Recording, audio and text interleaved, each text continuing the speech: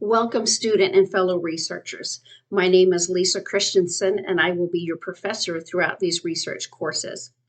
Well, let me just say how excited I am to be taking this journey with you.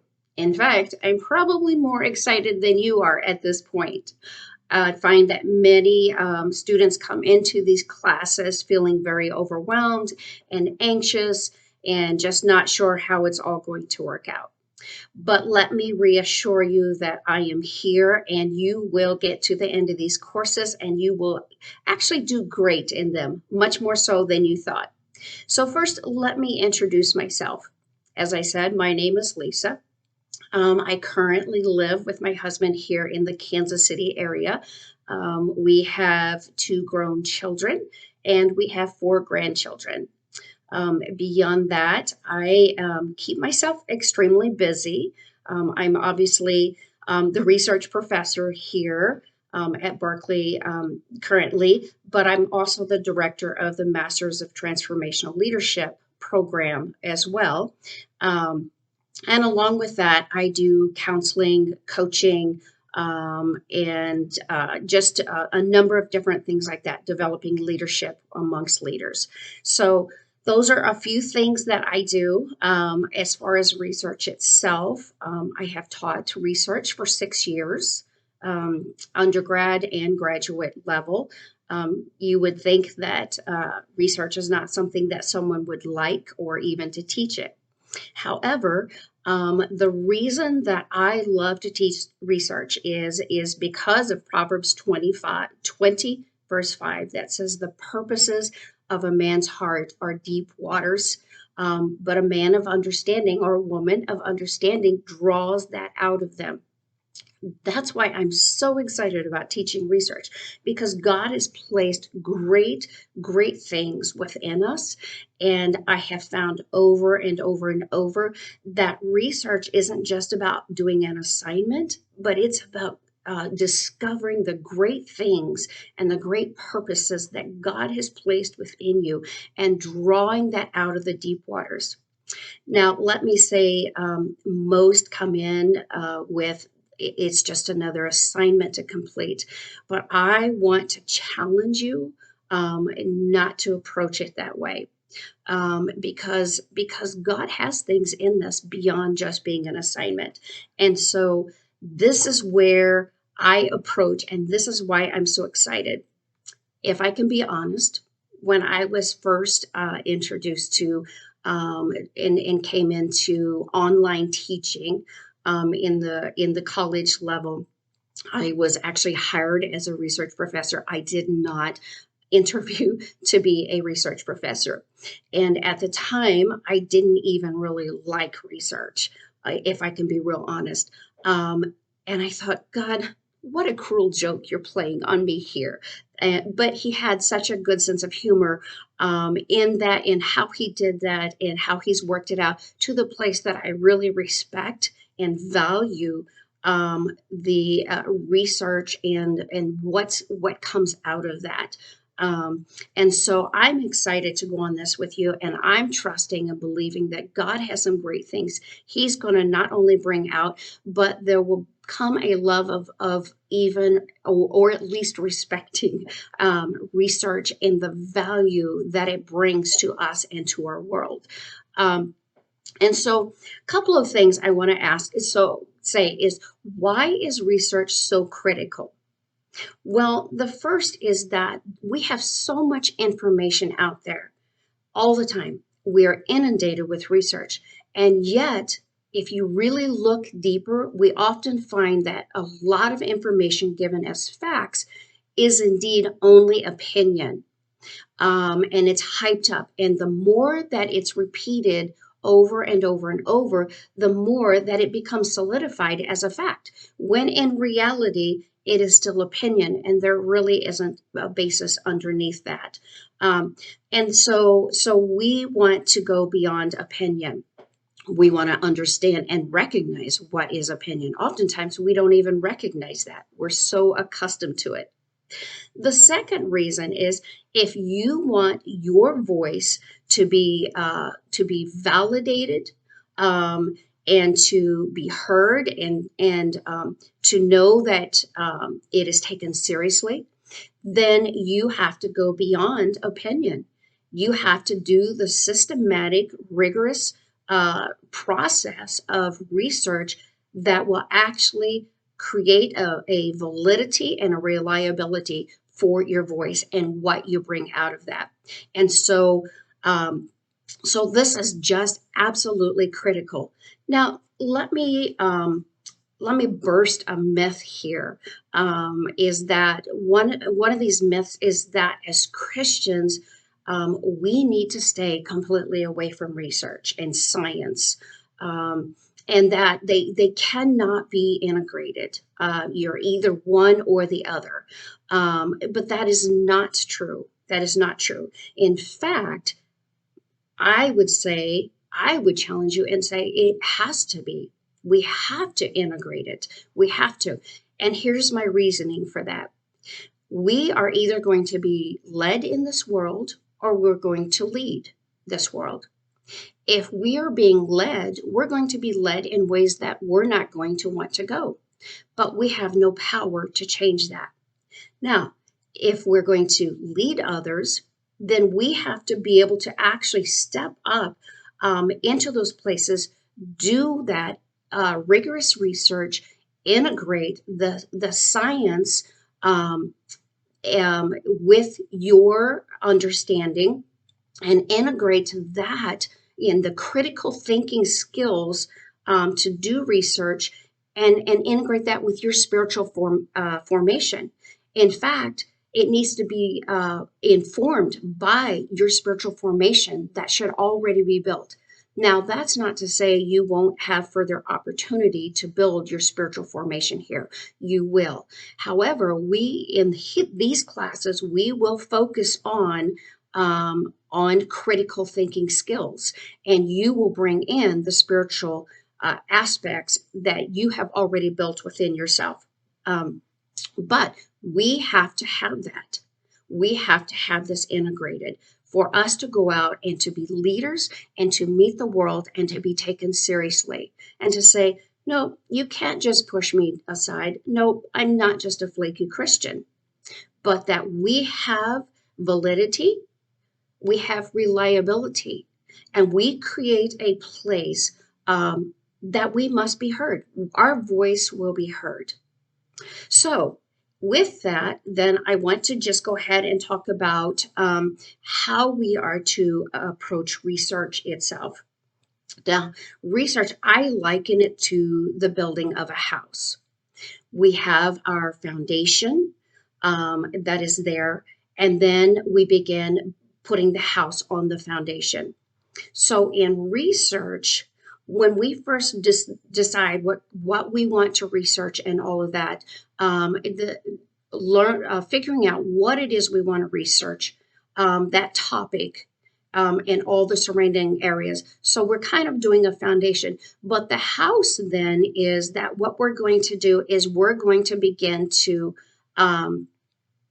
with the foundation, we're going to do a literature review, meaning that if I want to know something, I have to already know what's already been discovered. So that foundation then is that I'm going to take and look at all of the literature that is out there. I wouldn't want to come up with a question of how does someone learn how to ride a bike? Very simple, but that's the reality.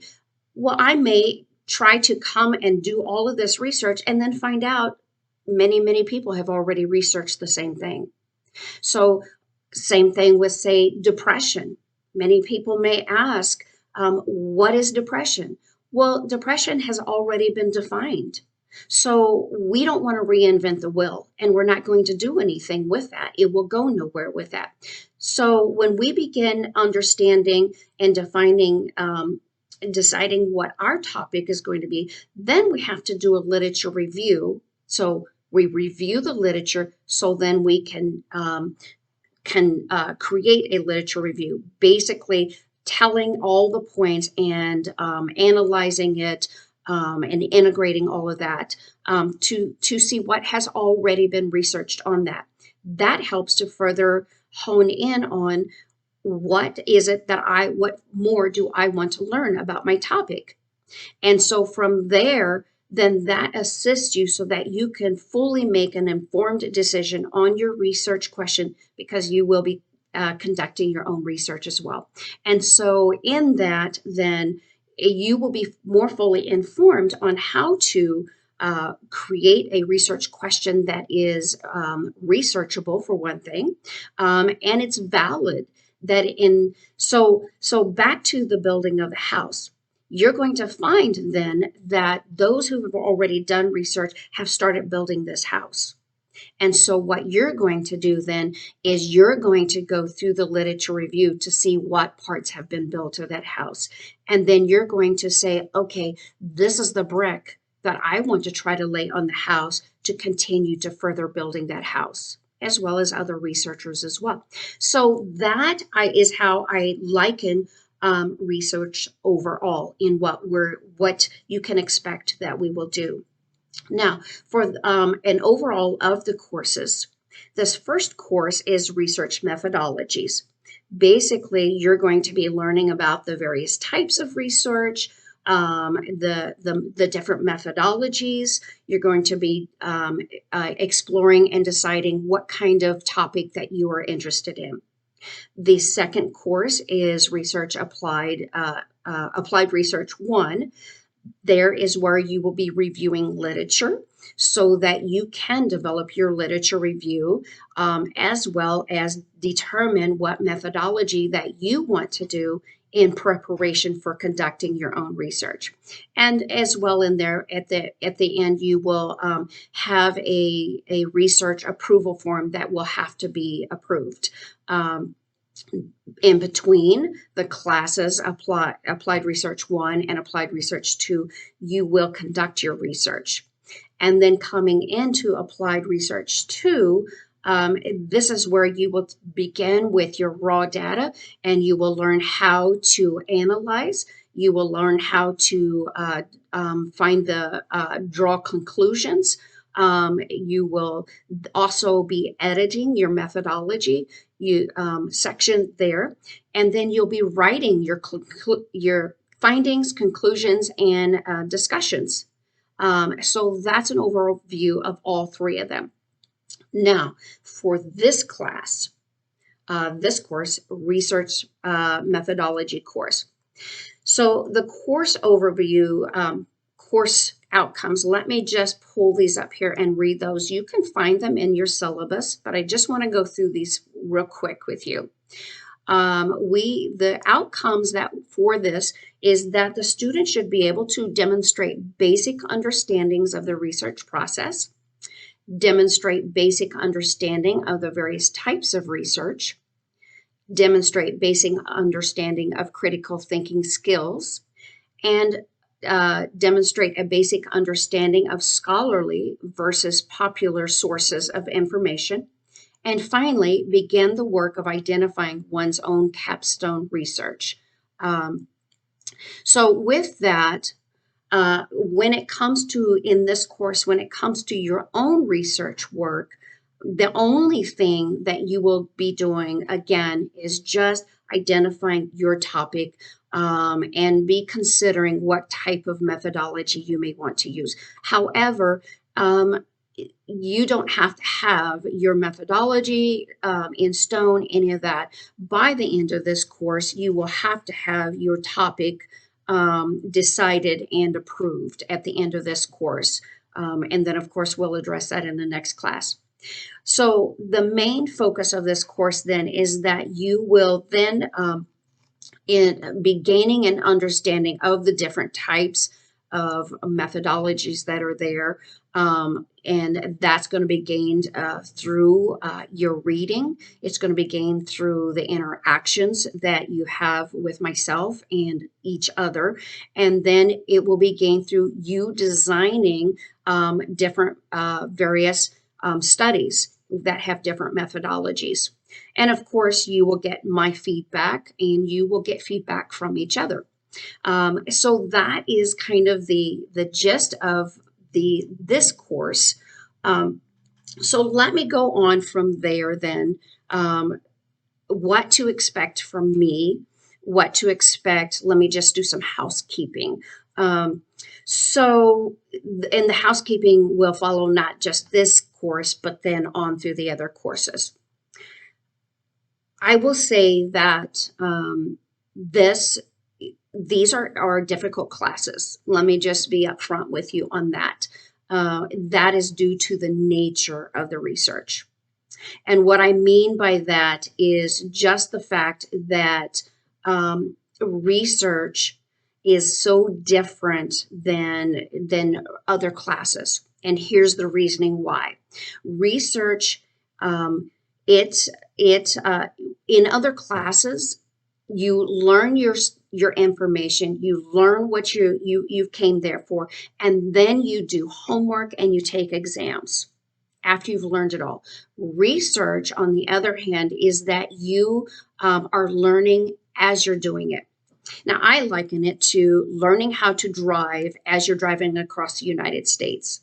So, in other words, we're going to start, say, in California, and we're going to drive to New York. So through here, we're going to learn the pit stops across the United States. Of course, Kansas City is in the middle of that, and that's a pit stop for you there. And I'm going to tell you and teach you how to do the different parts of research and in conducting research. But what you're going to have to learn along the way is how to drive and what does that mean? Slowing down. Oh, I have to figure out where to turn here. I have to figure out how to turn there. Oh, I should have done this better or that better. That's all the aspects of learning to drive. You learn these things as you gain experience in it. And research is the same way. What does that mean? What does it look like? Well, here's the thing. So research is different in the manner in the actual work of how you do it and the assignments. So what I'm saying is that in most work, oftentimes in most classes, you turn in an assignment, you get a grade, and you're done, and you move on. Research, on the other hand, is not like that. So when you begin doing your work, you will get feedback from me. And that is to help you to learn. So in 1 week, you will be designing, say, an experimental study. And so you will design that, and then you will submit it as an assignment. Now, I will give you feedback. The next week, as one of your discussions, you will need to post that on your discussion board. But you need to take into consideration my feedback and then make edits accordingly.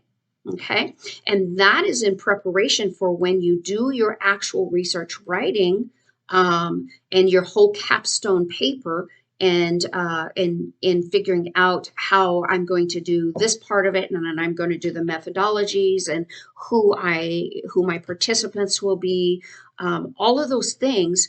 You're going to turn in, you're going to get feedback from me, and there will need to be edits because, again, you're building a house. It's not just individual assignments.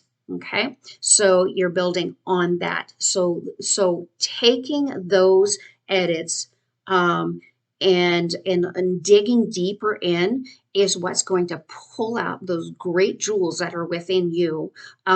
It's also going to help you to learn the process of research.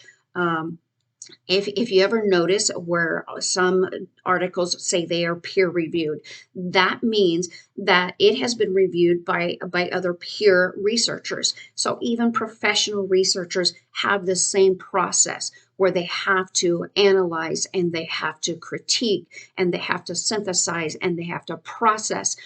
And then they have to go through it again as they discover more things.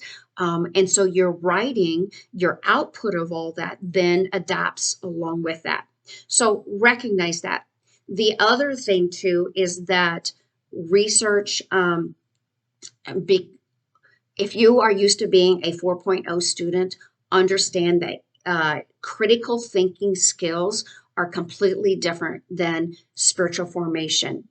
And oftentimes students come in just focusing on spiritual formation. and I'm looking for critical thinking, and I'm looking for those things for research. And so oftentimes you're going to get a lot of remarks and feedback. And I do not start out grading easily, because of the fact that it's a process of learning. So it's more getting up there. So sometimes I have students who get offended with me on that, and I try to reassure them that my purpose and goal is not to just be harsh, but it really is to build you up in that. I have found from experience, if I start out on the higher side, students don't take my critiquing, my feedback. They don't take it serious. They don't make the changes. And then I have to get harder and harder. So I start out on the difficult side. I keep the standard, but I really try to give grace to pull you up, and to help you in that. Now, let me be clear. Grace is not looking the other way. If you're turning in assignments late, if you're waiting until Saturday night or Sunday to ask me questions that you should have asked during the week. So that's not what I mean by grace. That doesn't help you in the long run. And so that really, really isn't grace. Now, I understand when there are emergencies. However, we can create our own emergency and then try to put everybody else in an emergency.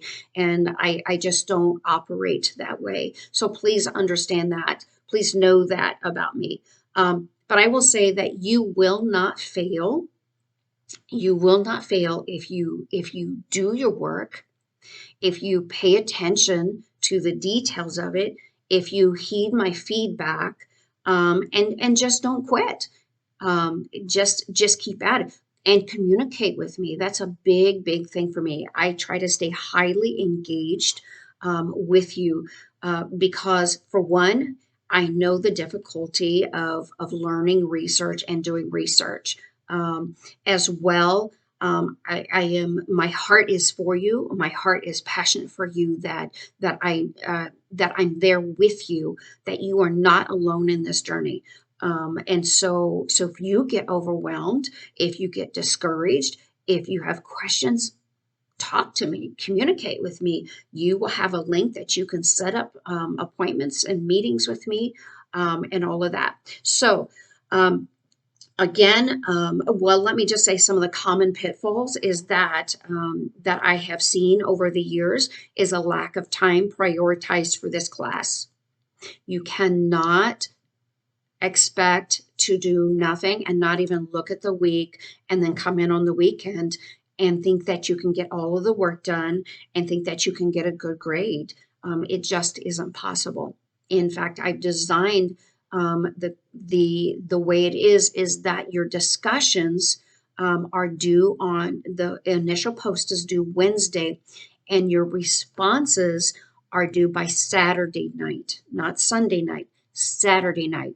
And the reason for that is because that is where you're going to gain a lot of insights from each other. And that is also going to assist you in getting your work done for Sunday night. Okay, so discussion posts are due Wednesdays. The responses are due Saturday night. Your assignments are due Sunday night. This is to assist you. Another pitfall I see is either waiting to ask questions until the last minute. I try very hard, unless it's an extreme emergency. You won't catch me Sunday. I try to keep that for my family. And so if you wait until then, you won't get a response from me. I do try very hard to answer within 24 to 48 hours maximum. If you cannot get a hold, or if you don't hear back from me after 24 hours or so, you feel free to text me then. Otherwise, use the messaging system. So students wait until the last minute, or they don't even ask questions and then just don't turn it in and say, well, I didn't understand this. Well, that's not going to work. So Another common pitfall is disregarding the need for edits. Now, we kind of talked about that, so I won't say anything more on that. And then, of course, another common pitfall is turning in work late. Um, so it might be 20 points or 30 points, and you might not seem like a lot, but they add up very quickly, and it's hard to regain ground. So turning in work late, not only is it hard for the points, but it's hard for you to catch up. It becomes very, very difficult. So with that said, I try very hard to stay on top of that. Now, the last couple of things for the housekeeping, use Turabian formatting at all times. This does include in your discussion posts. Make sure that you're doing it correctly. I will be watching for this because it is a good preparation for when you get to doing your own actual research work. That is, this is a place you want to learn before you have to have a large amount of work due with it. So learn it in the small places and correct and make the edits so that you can do it very well when you get to the larger places of work. And then finally, my last piece of housekeeping is that I will have office hours in this class. And let me see here, I've designated them for Mondays, 6 to 7 p.m. These are Central Time because I'm in Central Time here. So Mondays, 6 to 7 p.m. and then Thursdays, 6:30 to 7:30 a.m. You will see this again in the announcements, and there is a link there if you want to set up a time for one of those places to meet with me. And just click on that link and you can choose one of those times there. And if you do a Zoom, it will automatically set up a Zoom link for you and notify me of that as well. So this has been a lot, but I am excited. I know there will be other questions and all of that, but there's a lot to come. I'm looking forward to it. I'm looking forward to getting to knowing each one of you. So God bless you. You have a great day, and let's stay in touch.